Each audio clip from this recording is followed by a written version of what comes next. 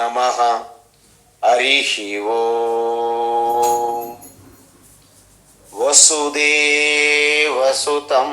దేవం కంసచానూరమర్దనం దేవకీ పరమానందం కృష్ణం వందే జగద్గురుం. తీర్త్వా మోహార్ణవం హత్వా రాగద్వేషాదిరాక్షసాన్ సీతా శాంతి సమాయుక్త ఆత్మా రామో విరాజతే.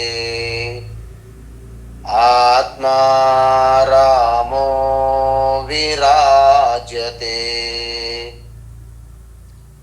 ఆత్మస్వరూప బంధుగణ భగవద్గీత విశ్వరూప సందర్శన యోగం చూస్తున్నాము. ఇప్పుడు అర్జునుడు 2 దశల్లో విశ్వరూపాన్ని దర్శించారు. ఏమిటి? మొదటి భాగములో అర్జునుడు అత్యంత విస్మయానికి గురయ్యారు. అంటే వండర్, అంటే ఆశ్చర్యం. ఆశ్చర్యంతో పాటు భయం కూడా కలిగింది. ఎందుకంటే ఈశ్వరుని యొక్క ఆ ప్రవృత్తిలో భాగంగా కాలతత్వం అనేది తప్పదు. కాలతత్వం అంటేనే ఒక కాలములో సృష్టి, మరొక కాలములో లయం జరుగుతుంది, నాశనం. సృజన శక్తి అంటే సృష్టి అప్పుడు మనకంత మంగళకరం అనిపిస్తుంది, కానీ నాశనం జరిగేటప్పుడు మాత్రం మనమంతగా అంగీకరించలేం. ఎప్పుడైతే ఆ విశ్వరూప దర్శనము యందు ముఖము యందు కోరలతో, భయంకరమైన కోరలతో అగ్ని జ్వాలలుగా యావత్తు జగత్తుని,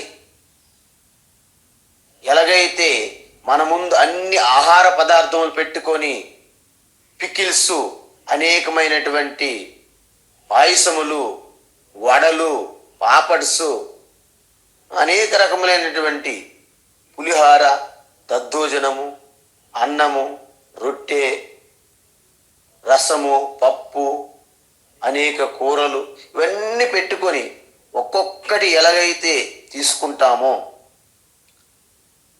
ఆ విశ్వరూపములోకి సకల ప్రాణులు, మనుష్యులు, గొప్ప గొప్ప యుద్ధ వీరులు కూడా లోపలికి పరుగులు తీసుకుని మరీ ప్రవేశిస్తున్నారు.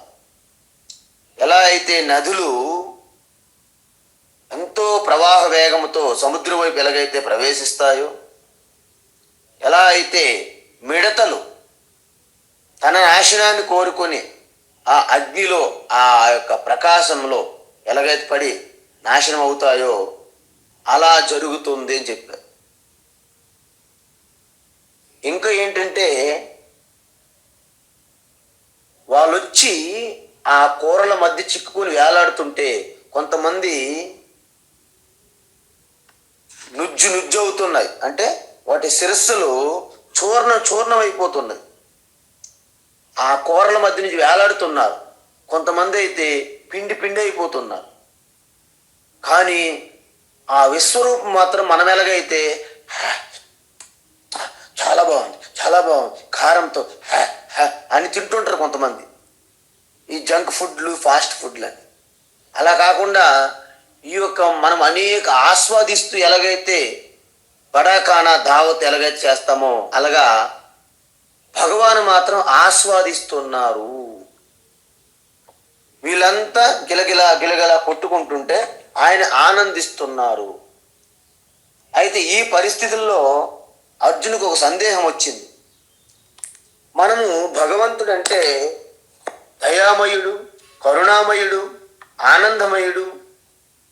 కాబట్టి మరి ఇలాగా సకల ప్రాణులు మనుషులందరూ కూడా ఇంత బాధపడి భయపడుతుంటే ఆయన ఆనందంగా భుజిస్తున్నాడే. మరి ఎలాంటి దేవుడు? అసలు దేవుడి యొక్క స్వరూపం ఇదేనా? కేవలం తినడమే పని ఉంది, ఇంక వేరేమైనా పనులు ఉన్నాయా ఈయనకి? అసలు దేవుడు అంటే నిజమేనా? ఇలాంటి డౌట్స్ వచ్చే అవకాశం ఉంది అర్జునుడికి. అందుకే అర్జున్ ఏమంటున్నాడంటే 31వ శ్లోకము నుండి 34వ శ్లోకం వరకు ఈ భయం తర్వాత ఈశ్వరుని యొక్క అసలైనటువంటి ప్రవృత్తి ఏంటి, అసలు నీవెవరువు, నీ ప్రవృత్తి ఏంటి అని ప్రశ్నిస్తాడు అర్జునుడు. సో వాటికి సమాధానంగా నేనే కాలతత్వాన్ని అని పరమాత్మ చెప్తారు. ఎందుకు చెప్తారంటే ఆయన ప్రవృత్తి చూస్తే నువ్వు సౌమ్యమైనటువంటి ఈశ్వరునివా, భగవంతుడివా, లేకపోతే ఉగ్రరూపంగా ఉన్నటువంటి ఈశ్వరుడువా, అంటే అత్యంత శాంతంగా ఉన్నటువంటి వెంకటేశ్వర స్వామివా, లేకపోతే భయంకరం ఉన్నటువంటి ఉగ్ర నరసింహ స్వామివా అని అడుగుతున్నాడు అర్జునుడు. ఏంటి అడుగుతున్నాడు? ఆఖ్యాహి మే కో భవానుగ్ర రూపః, ఆఖ్యాహి మే కో భవానుగ్రహ రూపః, ఆఖ్యాహి మే కో భవానుగ్రహ రూపః. నమోస్తు తే దేవవర ప్రసీద, నమోస్తు తే దేవవర ప్రసీద, నమోస్తు తే దేవవర ప్రసీద. విజ్ఞాతుమిచ్ఛామి భవంతమాద్యం, విజ్ఞాతుమిచ్ఛామి భవంతమాద్యం, విజ్ఞాతుమిచ్ఛామి భవంతమాద్యం. నహి ప్రజానామి తవ ప్రవృత్తిం, నహి ప్రజానామి తవ ప్రవృత్తిం, నహి ప్రజానామి తవ ప్రవృత్తిం. ఆఖ్యాహి మే కో భవానుగ్ర రూపః, నమోస్తు తే దేవవర ప్రసీద. ఆఖ్యామి మే కో భవానుగ్రహ రూపః, నమోస్తు తే దేవవర ప్రసీద.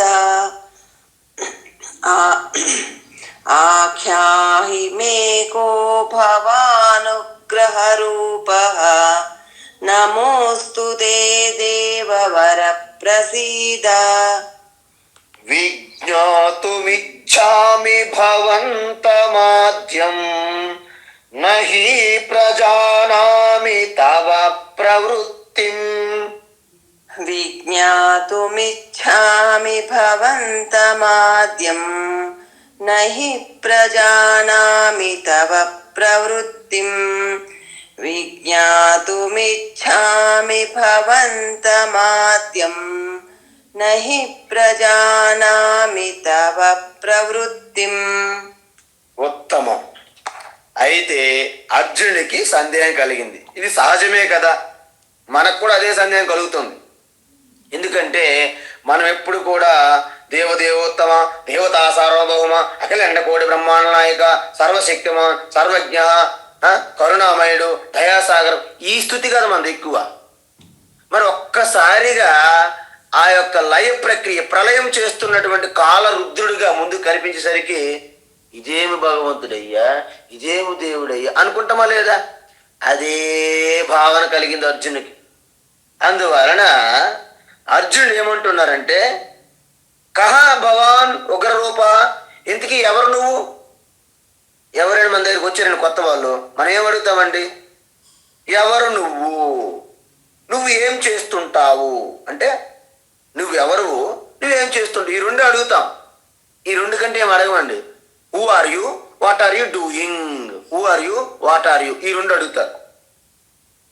అందువలన ఎవరు నువ్వు, ఉగ్ర రూపం దాల్చినవు పరమాత్మ, నన్ను భయపెడుతున్నావు నువ్వు, ఇంతకీ నువ్వెవరు, నీ స్వరూపం ఏమిటి, నీ అడ్రస్ ఏంటి అడుగుతున్నారు.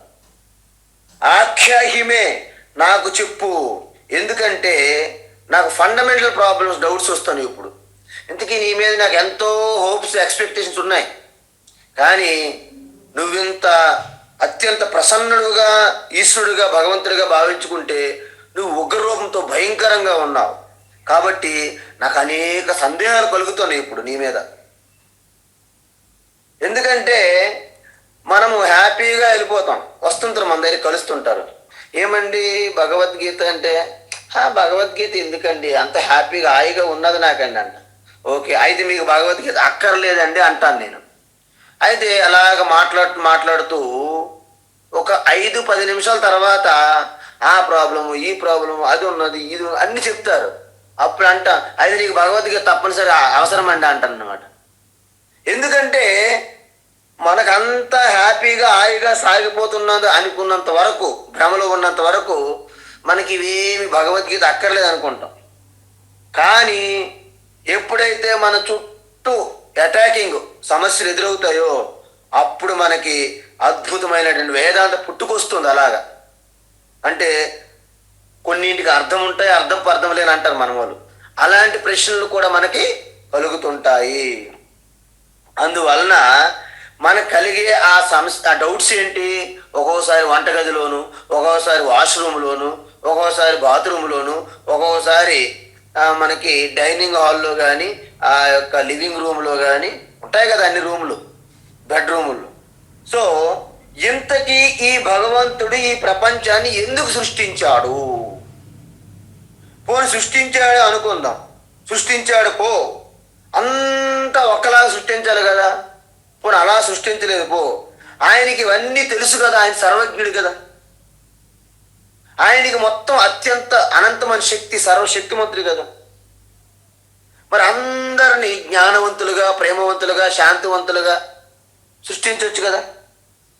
అందరికీ జీవన్ముక్తులుగా తయారు చేయొచ్చు కదా. లేకపోతే అందరూ కూడా ధనవంతులుగా ఉండొచ్చు కదా. ఈ సగభాగం ఇదేంటి, సగభాగం అదేంటి, అర్ధజరి న్యాయం లాగా. రాజ్యమంతా సుభిక్షంగా ఉంది, అర్ధరాజ్యం మాత్రం దరిద్రంగా ఉంది అన్నట్టు ఉంది ఇప్పుడు.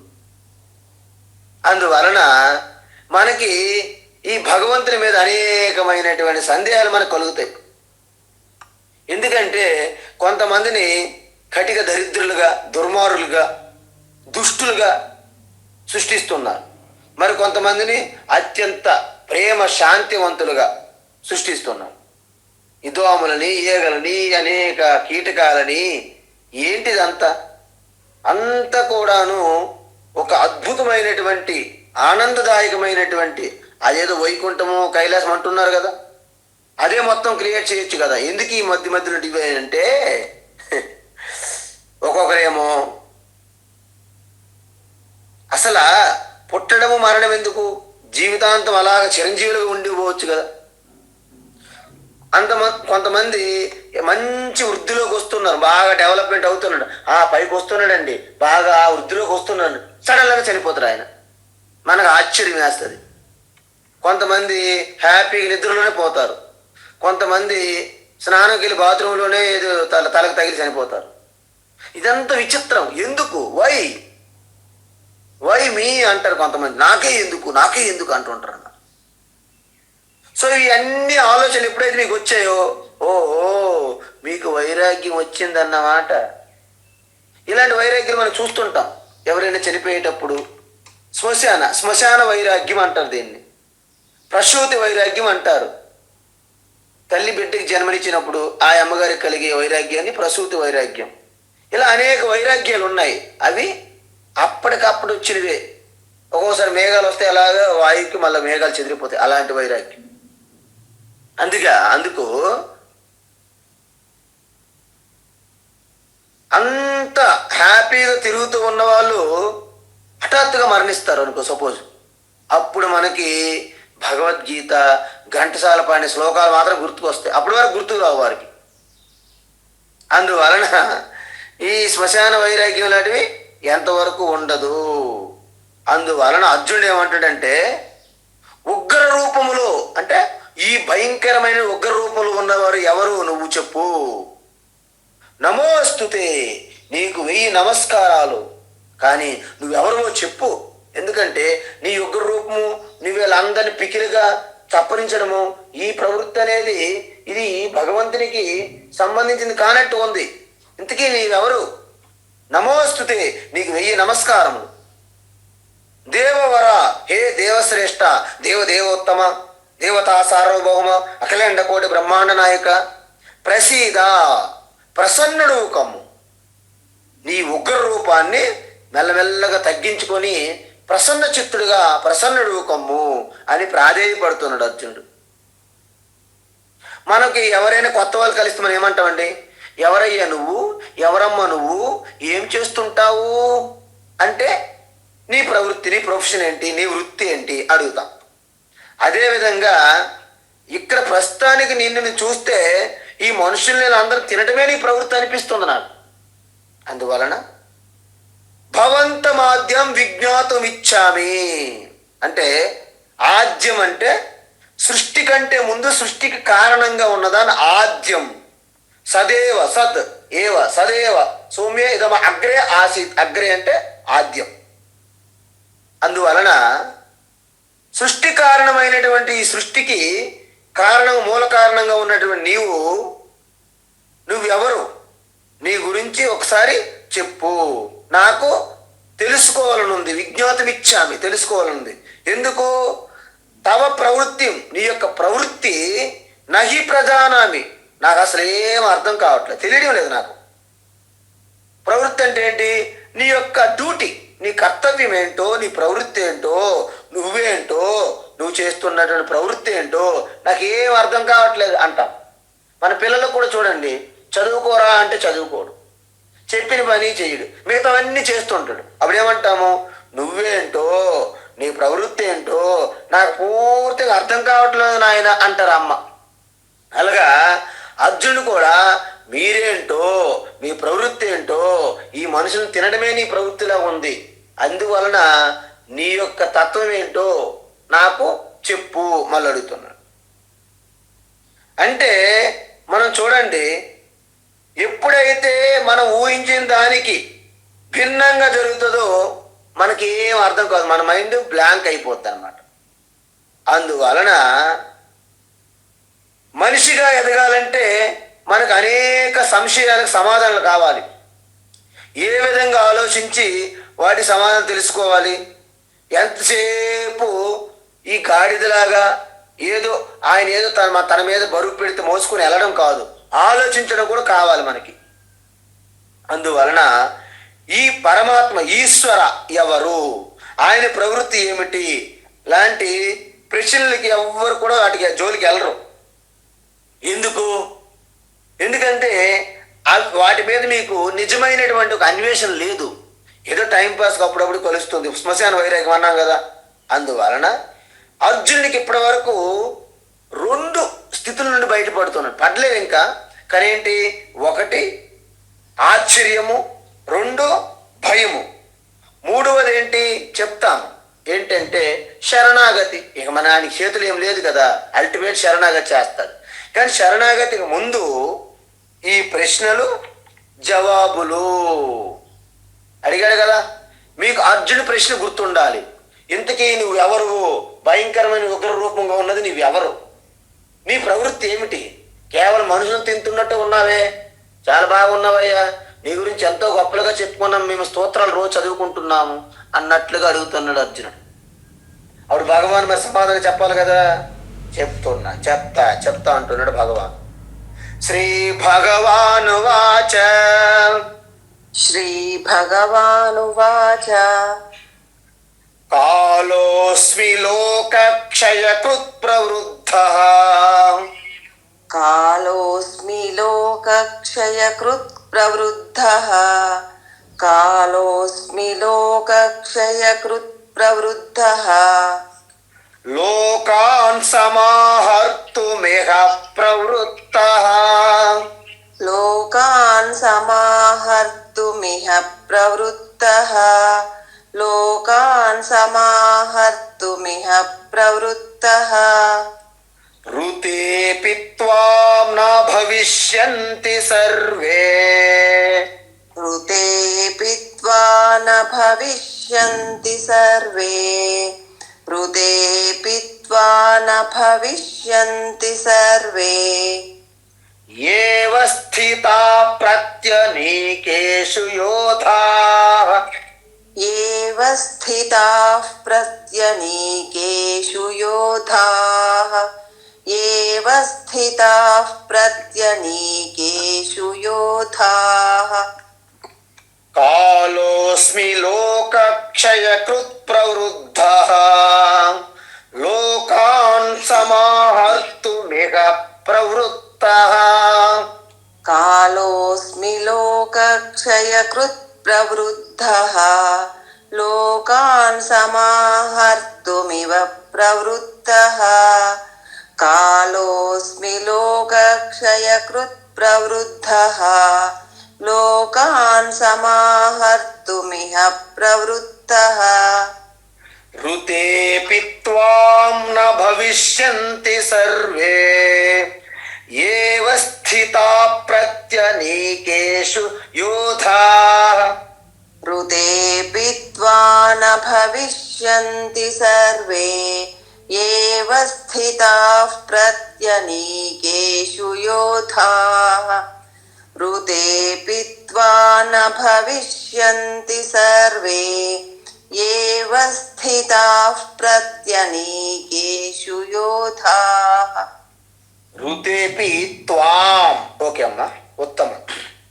అయితే భగవాన్ ఏమంటున్నారంటే జవాబు సమాధానం చెప్పాలి కదా, మరి ప్రశ్న అడిగారు కదా ముందుండి. సో అర్జునుడి యొక్క ప్రశ్నలు ఏంటండి? రెండు ప్రశ్నలు, వెరీ క్లియర్. ఆయన స్పష్టంగా అడిగాడు అర్జునుడు. ఏంటి? ఇంతకీ నువ్వు ఎవరు? నీ యొక్క ప్రవృత్తి ఏంటి? నీ డ్యూటీ ఏమిటి? ఇది ఆయన ప్రశ్నలు. సో మొదటి ప్రశ్నకు జవాబు చెప్తున్నారు భగవాన్. ఏంటి?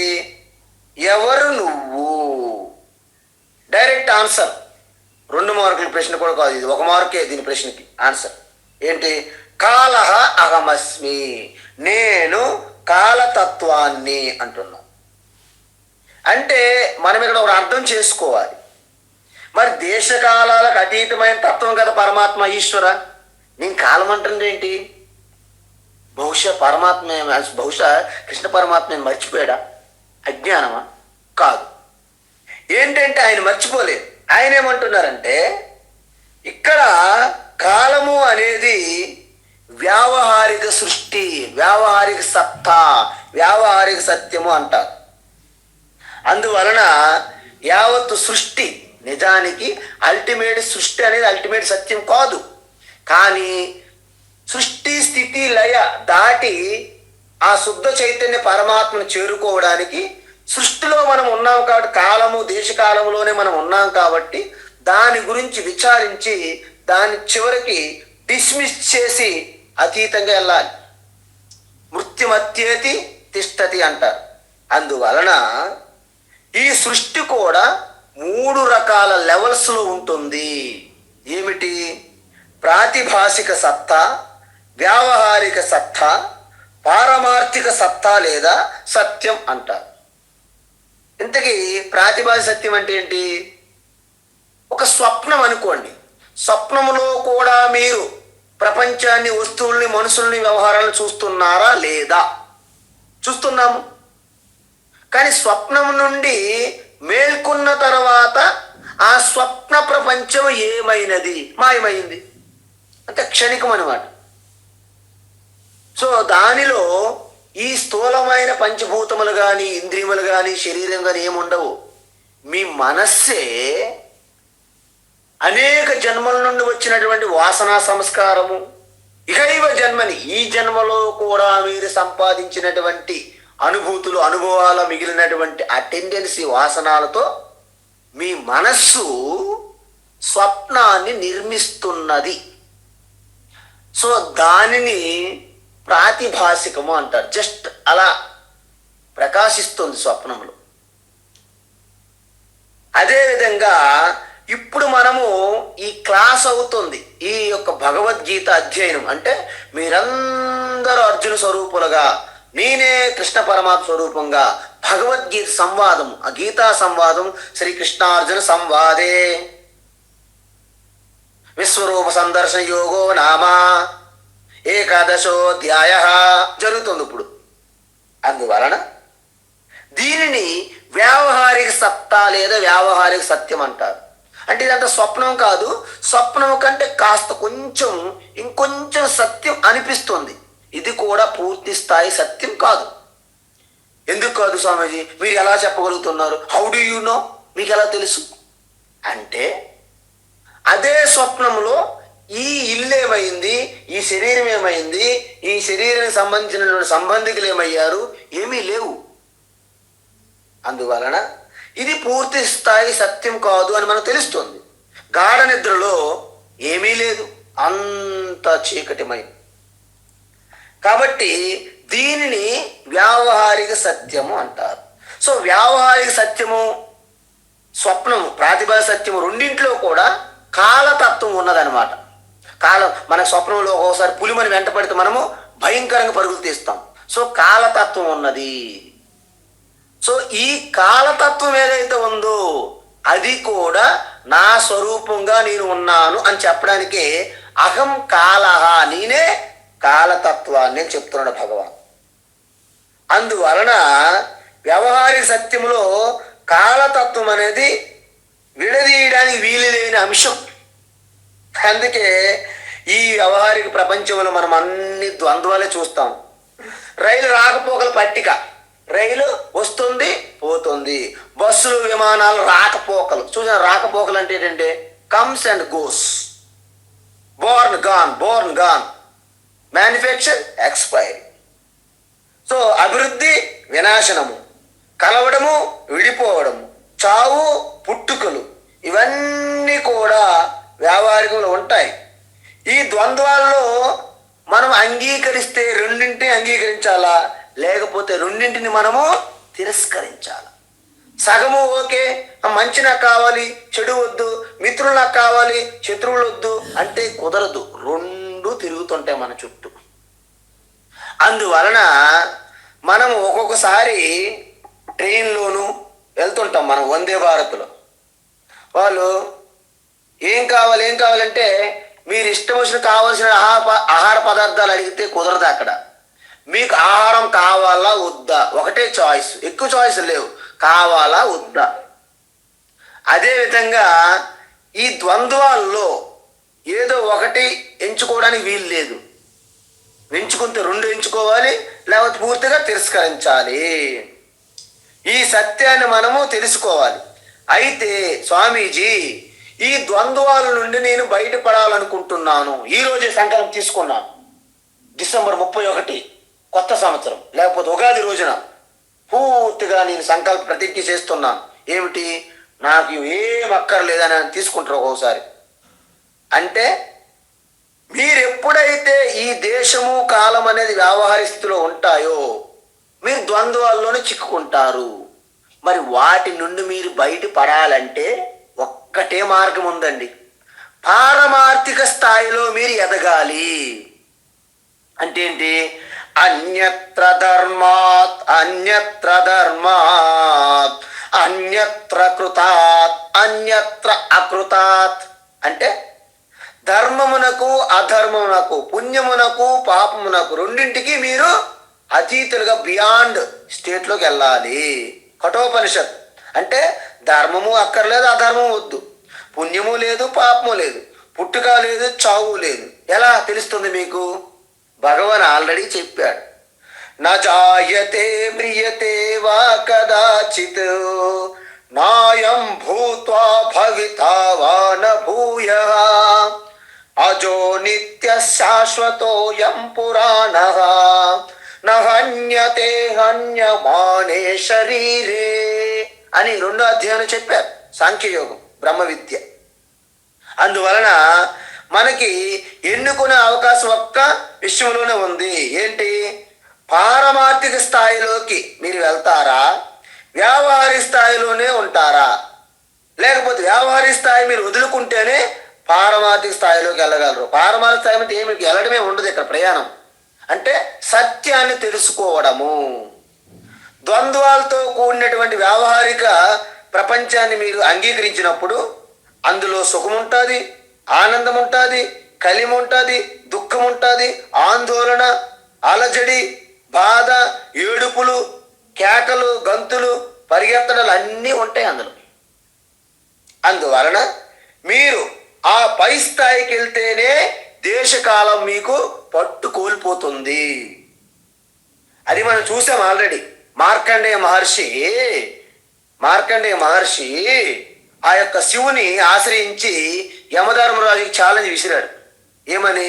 చంద్రశేఖర మాసయే మమ కిం కరిష్యతి వై యమః అన్నారు. అంటే మీరు పూర్తిగా త్యజించాలి, లేకపోతే మొత్తం జగత్తంతని యాక్సెప్ట్ చేయాలి, ఆలింగనం చేసుకోవాలి. We need strength. అంటే ఏంటి? మనకు శక్తి, జ్ఞాన, సామర్థ్యం కావాలి. దేనికోసము? ఈ మొత్తాన్ని రిజెక్ట్ ఏం చేయాలి, లేకపోతే ప్రపంచ జగత్తునంతని మనము అంగీకరించాలంటే మనకు శక్తి, ధైర్యం కావాలి. అది ఎలా వస్తుంది?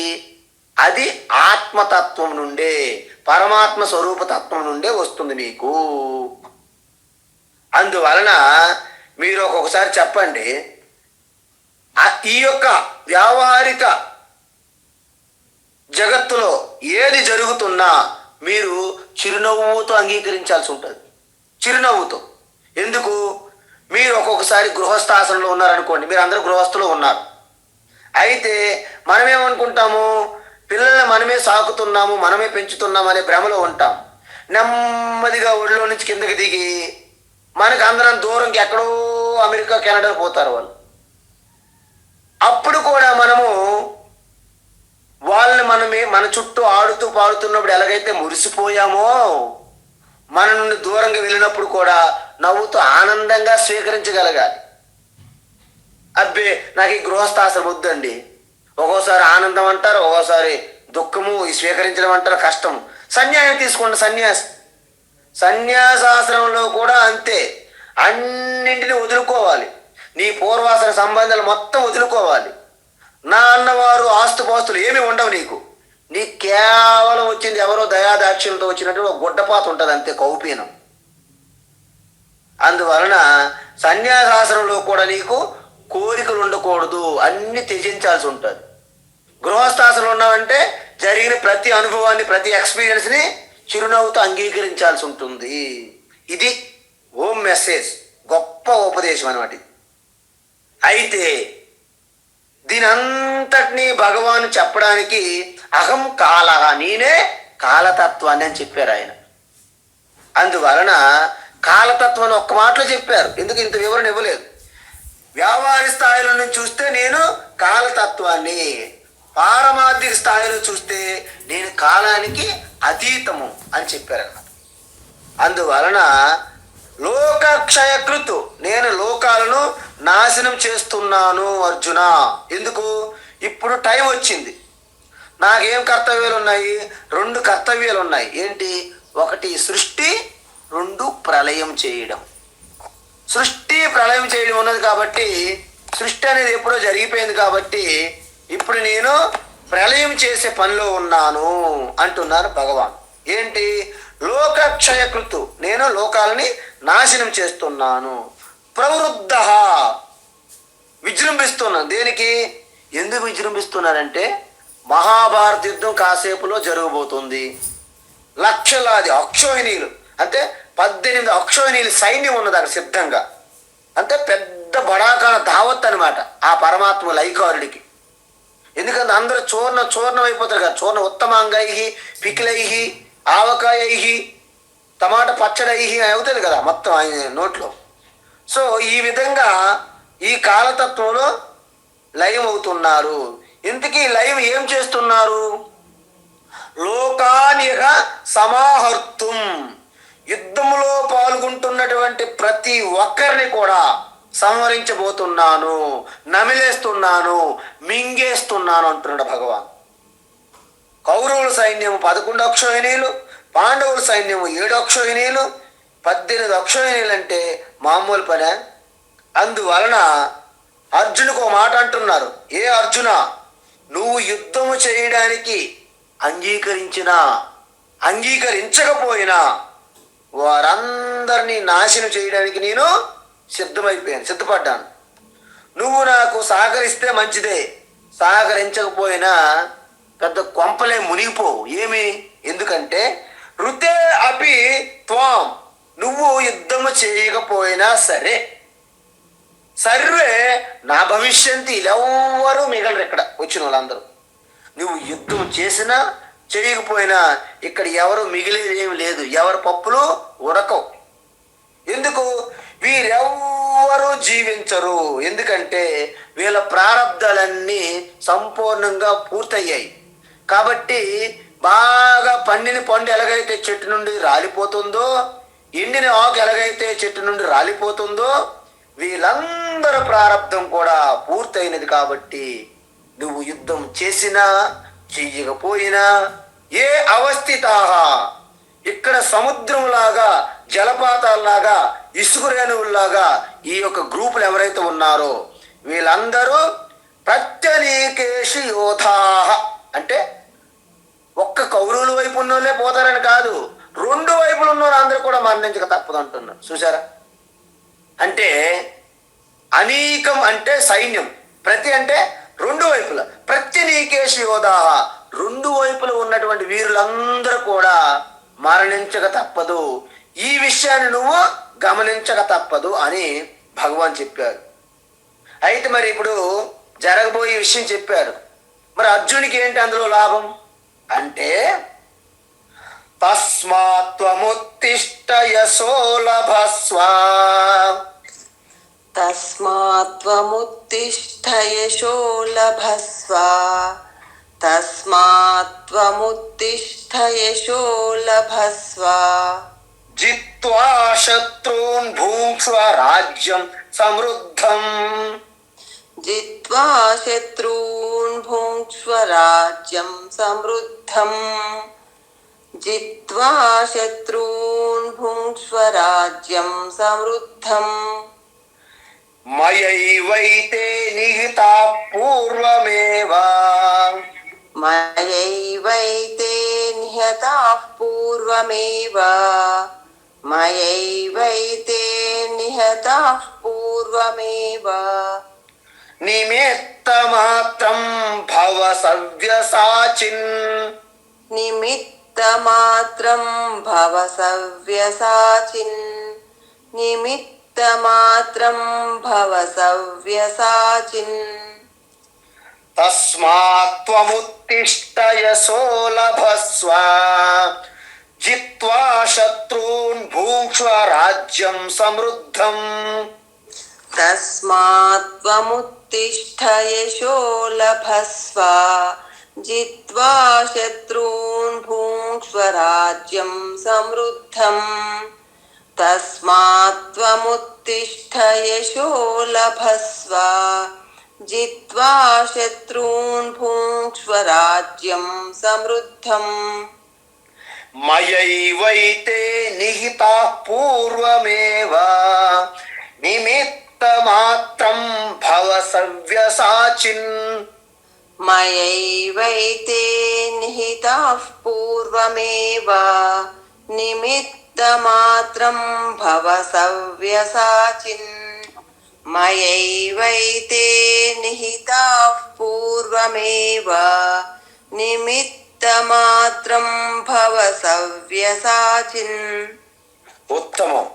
భగవాన్ ఏమంటున్నారంటే, కాలోస్మి, నేనే కాలు అని చెప్పారు కదా, చెప్పారు. అంటే నువ్వు యుద్ధం చేసినా చేయకపోయినా వీళ్ళెవ్వరూ మిగలరు.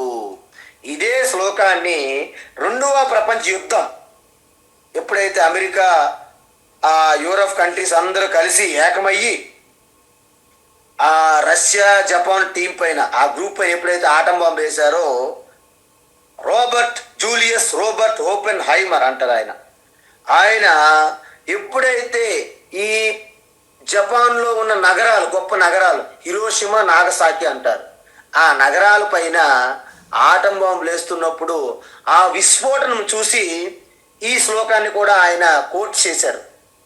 కాలోస్మి లోకక్షయకృత్ ప్రవృత్త లోకాన్ సమార్తుమిహ ప్రవృత్త. ఈ ఈ వాక్యాన్ని ఆయన దర్శించాడంట. వెంటనే ఆయన రికార్డ్ చేశాడు, నోట్ చేశాడు ఈ విషయాన్ని. ఎందుకంటే ఆ కాలుడు వచ్చి సర్వం సృష్టి మొత్తం సర్వనాశనం అయిపోతుంది. 2 పట్టణాలు ఇంకా ప్రయోగించారనుకోండి, ఇంక జపాన్ ఇంకేం మిగిలేదు కాదు. కానీ ఆపారు అక్కడ. ఇప్పుడు సరెండర్ అయిపోయారు కాబట్టి.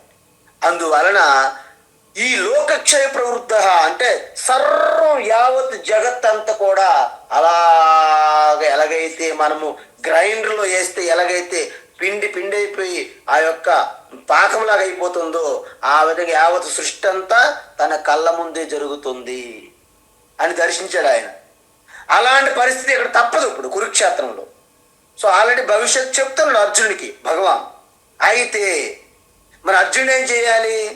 తస్మాత్ అందువలన, తస్మాత్ అంటే అందువలన, దేర్ ఫోర్ అందువలన అర్జున నువ్వు ఈ యుద్ధం చేసినా చెయ్యకపోయినా ఈ వీరులందరూ ఎవ్వరు కూడా బ్రతికి బట్ట కట్టరు. ఎందుకు? వారి మరణ సమయము, వారి చావు సమయం ఆసన్నమైనది. కానీ ఒకవేళ నువ్వు యుద్ధం చేసావు అనుకో, ఒకవేళ చేస్తే ఏమవుతుంది? నీకు మంచి కీర్తి ప్రతిష్టలు వస్తాయి. ఎందుకు? ధర్మం వైపు నిలిచావని అందరూ నిన్ను కీర్తిస్తారు. ఎవరు నువ్వు యుద్ధం చేసి వాళ్ళు ఓడించి చంపావనుకోండి, శ్రీకృష్ణ అందరిని చంపాడని అనరు. ఎందుకు?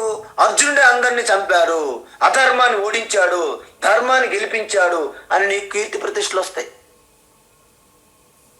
దాని బదులు నువ్వు యుద్ధం చేయకుండా వెనుదిరిగి పారిపోయావు అనుకో సపోజ్, అప్పుడేమవుతుంది?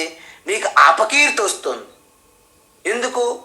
నువ్వు క్షత్రియ స్వభావం కలిగి ఉన్నావు. క్షత్రియ స్వభావం కలిగి ఉండి తన క్షత్రియ ధర్మాన్ని నిర్వర్తించకుండా నువ్వు వెన్ను చూపు పారిపోతావా? నీకు ప్రత్యవాయ పాపం చుట్టుకుంటుంది అర్జున. నువ్వు దరిద్రుడిగా మరణిస్తావు, చెడ్డ పేరు వస్తుంది, అవమానం అపకీర్తి వస్తుంది. అంతేకాకుండా ఈ 2 వైపుల సైన్యములు ఎవరూ మిగలరు. అందువల్ల వీటిలో ఏది నయము? నీ ధర్మాన్ని నిర్వర్తించి నువ్వు కీర్తి ప్రతిష్టలు కూడగట్టుకుంటావా?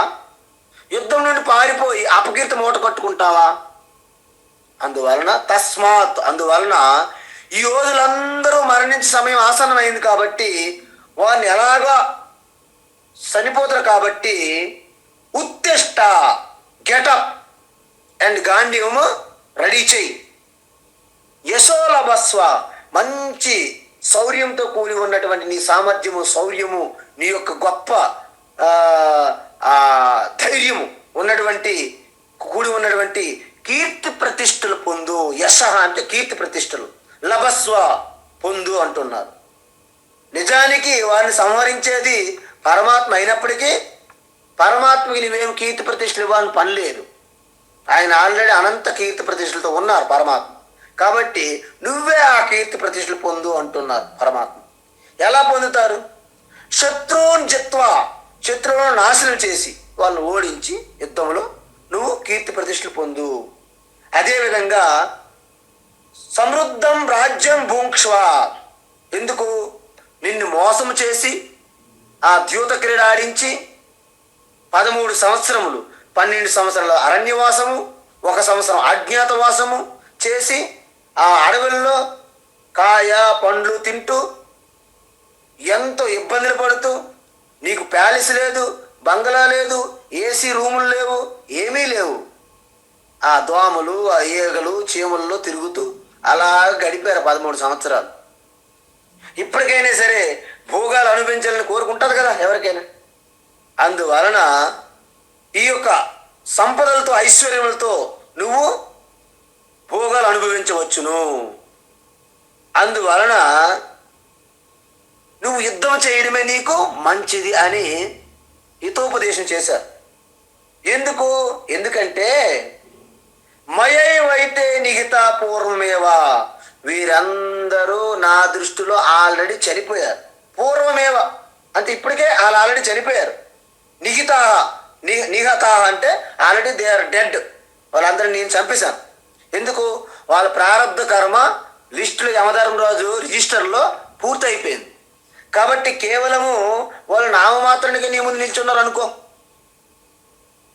అందువలన వారు మరణించారు. కాబట్టి అర్జునుడు బ్రహ్మాస్త్రమైన, పాశుపతాస్త్రమైన, ఆగ్నేయ వారుణాస్త్రాలు ఏ అస్త్రాలు వేసినా వాళ్ళు పోతారు. ఈ మామూలు చిన్న అస్త్రాలు వేసినా వాళ్ళు పోతారు. ఎందుకు? వాళ్ళ మరణం అనేది రాసి పెట్టేసాం, చెప్పేశాం.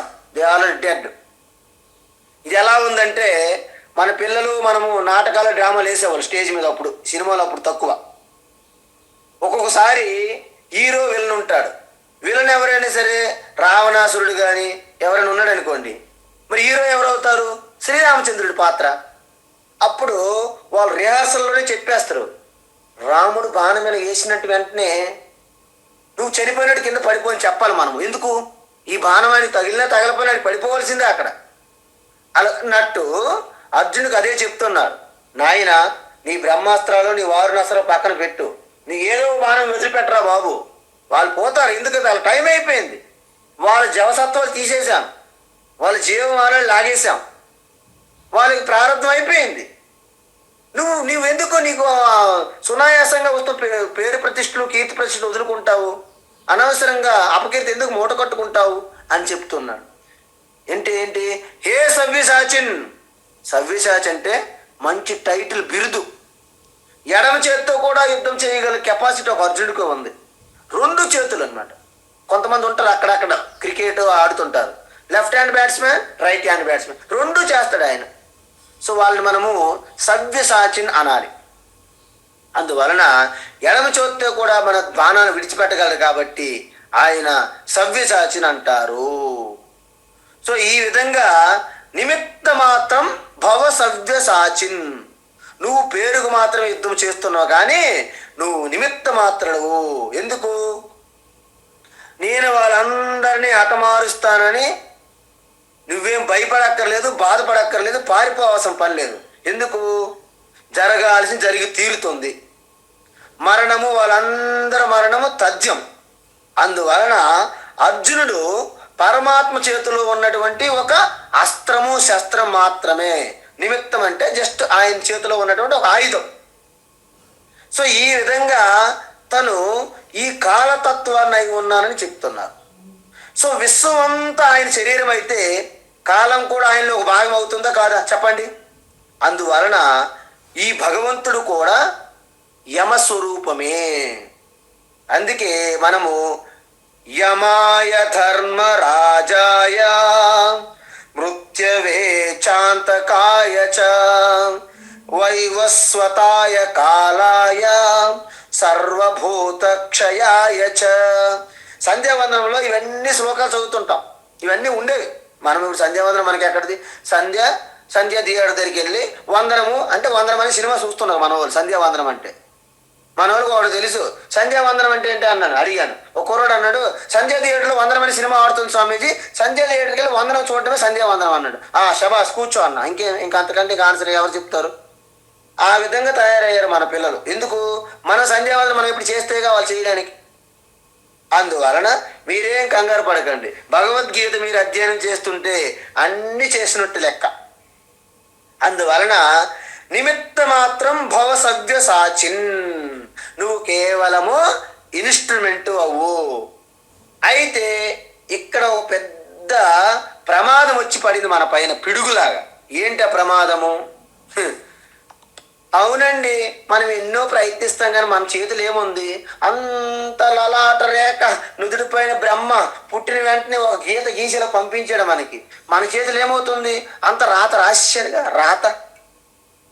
సో కొంతమంది గురువులు ప్రవచనకారులు కూడా చెప్తారు, మీ చేతులు ఏమీ లేదు, అంత బ్రహ్మరాత అని ఈ ప్రవచనకారులు ప్రచారం చాలా ఎక్కువ చేస్తారు. వాళ్ళ శ్లోకాలు కూడా ఉన్నాయండి, తెలుసు కదండి. శ్లోకాలు ఏముంది? నల్లి శాస్త్రం, పిల్లి శాస్త్రం, బలి శాస్త్రం మీద సంస్కృతం వచ్చిన వాళ్ళు శ్లోకాలు రాసి పెట్టేశారు శాస్త్రం అని పేరుతో. అందువలన హరినాపి హరేనాపి బ్రహ్మనాపి సురైరపి లలాట లిఖితారేక పరిమాష్టం న సఖ్యతే అని శ్లోకం చదువుతారు వాళ్ళు. ఏంటి? హరినాపి అంటే సాక్షాత్ విష్ణు ద్వారా కూడా, హరేనాపి సాక్షాత్ శివ ద్వారా కూడా, బ్రహ్మనాపి సాక్షాత్ బ్రహ్మ ద్వారా కూడా, సురైహపి దేవతల ద్వారా కూడా, లలాట లిఖితారేఖ మన లిఖితమైనటువంటి బ్రహ్మరేఖ మన విధి రాత ఎవరు మార్చలేరు అంటారు వాళ్ళు. శ్లోకాలు చెప్తారు అలాగే. మనమేమి ఈ జాతకాలు ఇవన్నీ పట్టుకొని నమ్మేస్తాం అన్నమాట. అందువలన విధిరాత కానీ జాతకాన్ని కానీ చేతిలో గీతలు కానీ ఎవరు తప్పించలేరని వాళ్ళు మనకు స్పష్టంగా చెప్పేస్తారు. అయితే దీని అర్థం ఏమిటి? ఈ తలరాజు రాసిన బ్రహ్మదేవుడే మార్చకపోతే, మన శివ విష్ణు ఇలాంటి వాళ్ళు మార్చకపోతే మామూలు మనిషి ఏంటండి, మనం ఎంతవరకు మార్చగలము?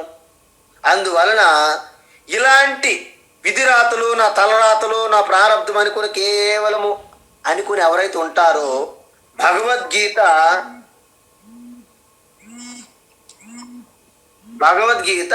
అది పూర్తి సత్యం కాదు అని స్పష్టం చేస్తుంది. ఎందుకు? ఇక్కడ భగవాన్ ఏమన్నారు? నిమిత్త మాత్రం భవ సవ్యసాచిన్. ఇక నిమిత్త మాత్రం భవ అనేది చాలా పూర్తిగా అర్థం చేసుకోవాలి. అందువలన దీనిపైన కాస్త వివరణ ఇవ్వకపోతే మన వాళ్ళందరూ కూడా ఈ నిమిత్త మాత్రం అనుకుని భ్రమలో పడిపోయి మొఘల్స్ వచ్చినా, సుల్తాన్లు వచ్చినా, బ్రిటిష్ వాళ్ళు వచ్చినా మేము నిమిత్త మాత్రం అంత భగవంతుడే రక్షించుకోవాలి కదా, అంత భగవంతుడే చేయాలి కదా అని లేజీతో బద్ధకస్తులుగా దాక్కున్నారు. ఈ కన్నాలలో దాక్కున్నటువంటి ఈ పందికొక్కు ఎలుకలుగా దాక్కోవడం వలన ఈరోజు 800 సంవత్సరాలు పరాయి వారి పాలనలో ఈ దేశం చిక్కిపోయి మగ్గిపోయింది. అందుకే భారతీయ సనాతన ధర్మం సంస్కృతి అట్టడుగు స్థాయికి వెళ్ళిపోయినది. అయినప్పటికీ సింహం పిల్ల అయినప్పటికీ ఒక మచ్చైనా ఉంటుందన్నట్లు ఏనుగు పడుకున్నప్పటికీ ఎద్దంత పొడవు ఉంటుంది. కాబట్టి మన గొప్పతనము మన భగవద్గీత ఈరోజు యునెస్కోలో మెమరీస్ ఆఫ్ వరల్డ్ రికార్డ్ రిజిస్టర్లో భగవద్గీతకి స్థానం లభించింది. భగవద్గీత యొక్క జ్ఞాన సంపద గురించి యావత్తు ప్రపంచం అంతా అబ్బురపడేటట్లు మన భగవద్గీతకు స్థానం లభించింది. అదేవిధంగా మన యొక్క భరతనాట్యము, కూచిపూడి లాంటి ఆ యొక్క నాట్య శాస్త్రం, భరత ముందు రచించినటువంటి నాట్య శాస్త్రానికి కూడా స్థానం లభించింది. ప్రపంచానికి దశ దిశ నిర్దేశించే ఆ జ్ఞాన సంపద, ఆ సంస్కృతికి, ఆ మానవాళి మనుగుడికి, వాళ్ళ యొక్క ప్రతి జీవన విధానంలో ఒక ఉత్సాహం, ఉల్లాసం, స్ఫూర్తి నింపడానికి భగవద్గీత ఏకైక జ్ఞాన సంపదని ఈరోజు ప్రపంచవ్యాప్తంగా మరొకసారి రుజువైంది. ఈ విషయం మీద మన భారతీయులు ప్రపంచంలో ఏ మూల ఉన్నా ప్రతి ఒక్కరూ గర్వించాల. ఇప్పుడు ప్రపంచం దృష్టంతా భారతీయ సనాతన ధర్మంపై పడుతున్నది. భారతీయ సనాతన ధర్మం అనేది ప్రపంచానికి సృష్టి స్థితి లయ కారణమైనటువంటి ఆ పరమాత్మ సాక్షాత్తు ఈ భారతదేశంలో అణువణువు ఉన్నారు. చందన హే ఇస్ దేశ్ కా మాటి తపో భూమి హర గ్రామ హై, హర బాలా దేవి కి ప్రతిమా బచ్చా బచ్చా రామ రామ్. ఈ విధమైనటువంటి ఆ గొప్ప భగవద్గీత, వేద తత్వము, ఉపనిషత్తుల సారాంశమైనటువంటి ఆ జ్ఞానాన్ని, ఆ భగవద్గీత ఎవరో కృష్ణ పరమాత్మ అర్జును కాదు, ఇది మన గీతగా చెప్పారు. కాబట్టి కృష్ణం వందే జగద్గురు. హరి ఓం తత్సత్. సర్వం శ్రీకృష్ణార్పణమస్తు.